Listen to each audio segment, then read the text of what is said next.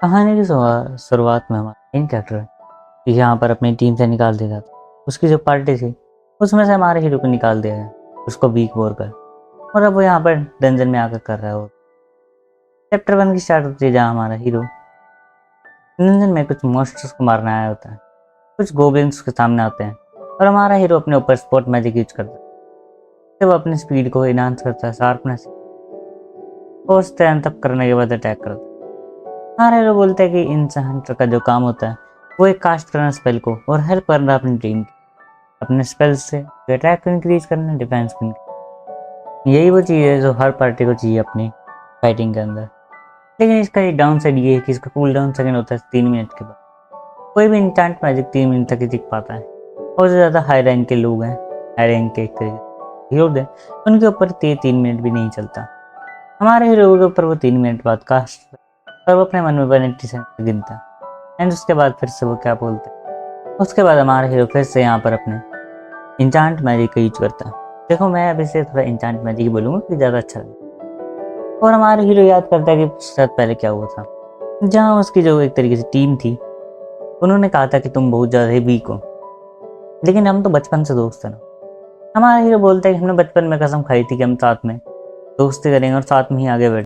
हमने तुम्हें इतने ज़्यादा चांस दिए थे क्योंकि तुम हमारे विलेज से थे, लेकिन अरुण तुम बहुत ज़्यादा वीक। ओलिवर ये बोलता है हमारे हीरो को और उसे अपनी पार्टी से निकालने वाला होता है। और एनिल और डेरिक भी यही चीज़ें बोलते हैं। एनिल हमारे हीरो को जैक ऑफ ऑल ट्रेडर्स भी बोलती है। हाँ देखो इसका मतलब मुझे नहीं पता क्या, लेकिन एक तरीके से कैसे ये होता है कुछ। और यहाँ पे बोलती है अगर तुम करना चाहते तुम किसी ए रैंक पार्टी में जा सकते हो या उससे भी लो रैंक की, तुम्हारे काम आ जाए। और हमारा हीरो ने बताने की कोशिश करता है कि देखो हम सबको इंचेंटर की जरूरत थी क्योंकि हमारे पास इंचेंटर नहीं था, तो हम सबने टेस्ट करा भाई इंचेंटर के लिए सबसे ज़्यादा फिट कौन है। तो सबसे ज़्यादा फिट हमारा हीरो इंचेंटर के लिए, इसलिए उसने इंचांट मैजिक को चुना। नहीं वो चाहता था कि वो यहाँ पर देखिए स्वॉर्ड चला सके, स्वॉर्ड यूजर बन सके। और हमारा हीरो बहुत ज़्यादा सैड होता है इन सब बातों को सुन के, क्योंकि बहुत सारी रूड बातें बोलते हैं हमारे कि अब तुम इंचेंटर भी अच्छे नहीं, तुम बहुत ज़्यादा वीक हो और हमारे हीरो की पार्टी इतनी ज़्यादा हाई रैंक पर पहुँच गई है कि अब हमारी तुम्हें जरूरत नहीं। हमारा हीरो ट्राई करता है बताने का कि मैंने अपने खुद के ओरिजिनल मैजिक खुद क्रिएट करें और मैं ट्राई कर रहा हूँ तुम्हारे साथ गिव अप करने का। तो यहाँ पे वैसे मैं इसलिए इंचेंटर में कन्वर्ट हुआ था क्योंकि यहाँ पे सबसे ज़्यादा एप्टीट्यूड एक तरीके से होता है गेस परसेंटेज देना भाई, मैं इतना इंचेंटर बनूंगा तो मेरा मैजिक ज़्यादा अच्छा होगा, इसलिए मैं उसमें बना था।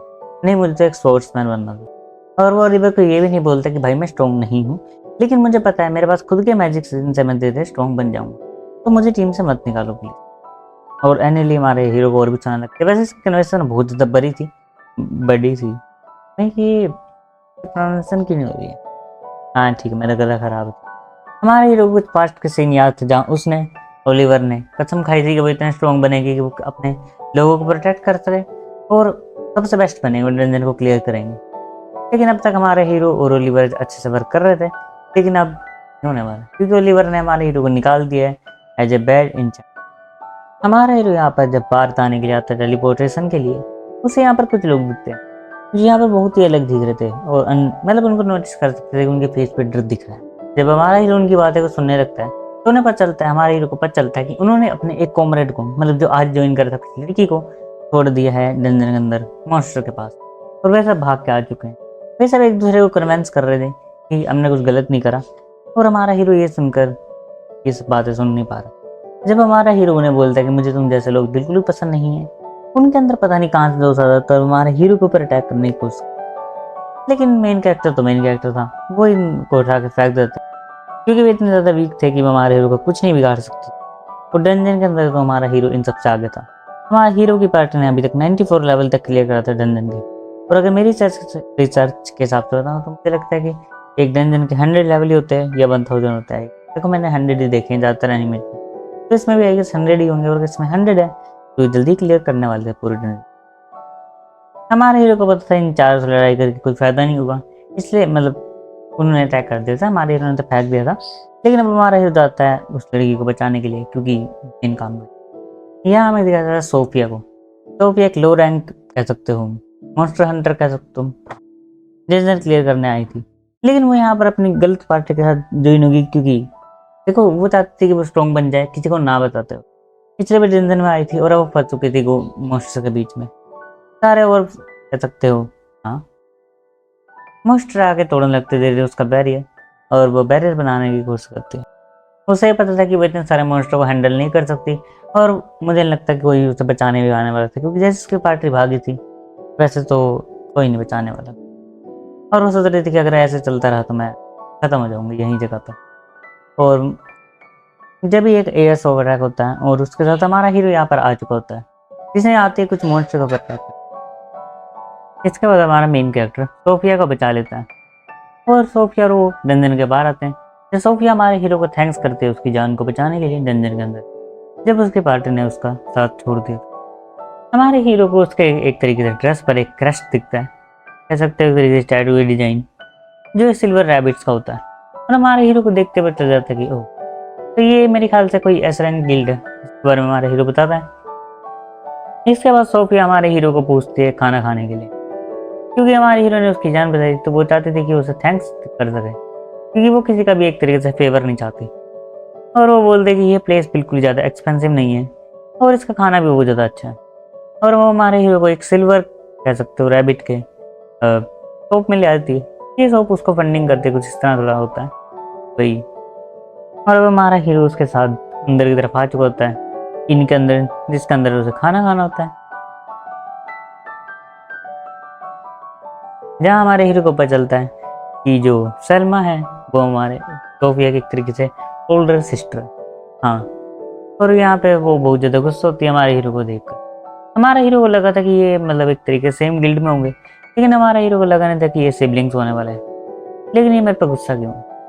और यहाँ पे सलमा उसके मुंह पे बोल देती है कि ये तुम्हारे लिए बहुत जल्दी है कि तुम यहाँ पे एक बॉयफ्रेंड बना लो सोफिया, तुम अभी सिर्फ 14 साल की हो, पेडोफाइल। मैं कुछ नहीं बोलूँगा, देखो इस पे नो ऑप्शन, इसलिए मैं एनीमे एक्सप्लेन नहीं करता भाई यार, हर 5 मिनट बाद मुझे आंसर मारना पड़ता। इसके बाद जब सोफिया उसको सब बताती है कि मैं यहाँ पर डंजन के अंदर गई थी, और डंजन के अंदर जब मेरे ऊपर अटैक हुआ मॉन्स्टर का, तो मेरी जो पार्टी है वो मुझे छोड़ के चली गई एक तरीके से। तो फिर और ये बताती है कि मेरी जान और उन नहीं बचाई। यहाँ पे पहले तो वो बोलती है कि कोई बात नहीं, वैसे अच्छा हुआ कि तुम्हारी जान तो बच गई, लेकिन तुम्हें ऐसा नहीं करना चाहिए। हमारे हीरो को पता चलता है कि वो बिना बताए डंजन में गई थी, डंजन डेल्विंग के लिए, अपनी क्लैन को बिना बताए। लेकिन उसकी बहन बोलती है मैं तुम्हें हार्ड टाइम नहीं दूंगी इतना बड़ा ज्ञान देके, इतना काफ़ी है कि तुम सेफ हो। और यहाँ पे सोफिया बताते हैं कि हाँ, और उन्हें ही मेरी जान बचाई थी, इसलिए मैं उसको खाने के लिए लाई हूँ, ये मेरा कोई बॉयफ्रेंड नहीं। ठीक है बहन। सलमा के बारे में हमें थोड़ा बताया जाता है। सलमा एक एस रैंक पार्टी की लीडर है, और बहुत ज़्यादा सबसे ज़्यादा स्ट्रोंगेस्ट है, मोस्ट पावरफुल सिल्वर रैबिट के अंदर। वो एक इंचांटर है जो डंजन मतलब बहुत सारे कह सकते हो मैजिक को कास्ट कर सकती है इंचांट के ऊपर। इंचांट मैजिक का काम वही होता है कि अटैक, डैमेज, यहाँ पे डिफेंस चीज़ों को इंक्रीज कर देना। खाने के टाइम इनकी बहुत लंबी बातें होती है, और यहाँ पर फनी बातें होती है। सलमा बोलती है कि मेरी बहन तुम्हारे लिए इतनी अच्छी नहीं है कि तुम उसका मना कर रहे हो, तुम्हारा बेलता है, ऐसा कुछ नहीं, मेरे जो सारे इंटेंशन है वो प्योर है मेरी तरह। देखो इनके बीच में बहुत बड़ी बात होती है, लेकिन यहाँ पे मैं अगर एनिमे की सारी क्लिप्स लगाऊंगा तो कॉपीराइट स्ट्राइक आने की चांस, इसलिए मैं तुम्हें समझा देता हूँ मेनली क्लियर क्या बात हुई थी। इन दोनों के बीच में बात होती है कि यहाँ पर हमारा हीरो बता देता है कि अब मैं हीरो नहीं हूँ, मैंने अपनी एक तरीके से पार्टी से वापस कर लिया, हम दोनों एक दूसरे की बात पर मान गए थे, इसलिए मैं पार्टी को छोड़ चुका हूँ।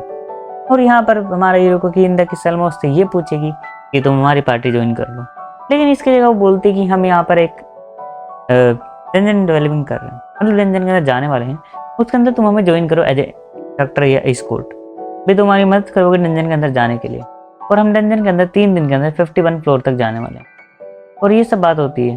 हमारे हीरो बोलते हैं कि लेकिन मैं बता दूं मैं अभी कन्वर्ट कर चुका हूँ, पहले मैं यहाँ पे एक इंचांटर था तो, लेकिन अब मैं स्पोर्ट्समैन में आ चुका हूँ। और यहाँ पर ये सब बताते हैं हमारा हीरो बोलते अपने मन के अंदर कि जब मेरी पार्टी ने एस रैंक पार्टी ने एक एस रैंक इंचांटर को देखा जो सलमा थी, वे हैरान थे, क्योंकि एक एस रैंक इंचांटर बहुत ज़्यादा इंचांट करता है। हमारा हीरो यहाँ पे हाई लेवल के मैजिक का यूज नहीं कर सकता, इसमें हमें ये पता चलता है, और वो बहुत ज़्यादा वीक था हाँ एक तरीके से, लेकिन हमारा हीरो अपने तरीके से पावरफुल था। और यहाँ पर लेकिन वो इंचांट मैजिक पे ज़्यादा अच्छा नहीं, और सलमा को देखने के बाद उसकी पार्टी ने हमारे हीरो को निकाल दिया था, लेकिन हमारे हीरो को इन सब चीज़ों से कोई फर्क नहीं पड़ता। इसके बाद हमें बस थोड़ी और बात होती है इनकी, और हमारे हीरो को वो प्लीज प्लीज बोलते हैं, लेकिन हमारा हीरो बोलता है कि मैं सोच के बताऊंगा। उसके बाद हमारा हीरो अपने इन में जाता है, जिस इन में वो बहुत टाइम से रह रहा था। इनका मालिक उसे थैंक यू बोलता है कि तुमने बहुत अच्छा प्रमोशन करा एज एडवेंचर, तो इससे बहुत सारे टॉप एडवेंचर यहाँ आकर रहते हैं, मैं तुम्हारा शुक्रिया अदा करता हूँ। और वो हमारे हीरो को थैंक यू करता है बहुत बार। हमारे हीरो बोलते हैं वैसे अब एक सैड बात है कि मैं तुम्हारा प्रमोशन और नहीं करता क्योंकि मैं अब हीरो नहीं हूँ।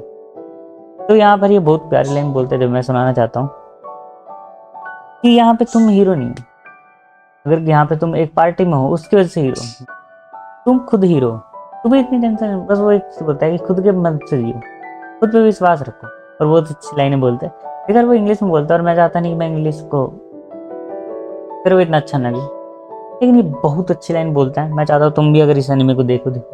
लेकिन इसमें थोड़े फाइट सीन, थोड़ा मुझे एनिमे क्वालिटी, एनिमेशन क्वालिटी थोड़ी अलग लगी। हाँ, और सब तो मुझे बेस्ट लगा, अलग मेरे ख्याल से मुझे लगा बेस्ट है वो, क्योंकि मैंने ज़्यादातर फाइट में सेम क्वालिटी देख कर मैं भी थोड़ा सा बोर हो गया था, तो अलग क्वालिटी देख कर मुझे और भी ज़्यादा अच्छा लगा फाइट सीन।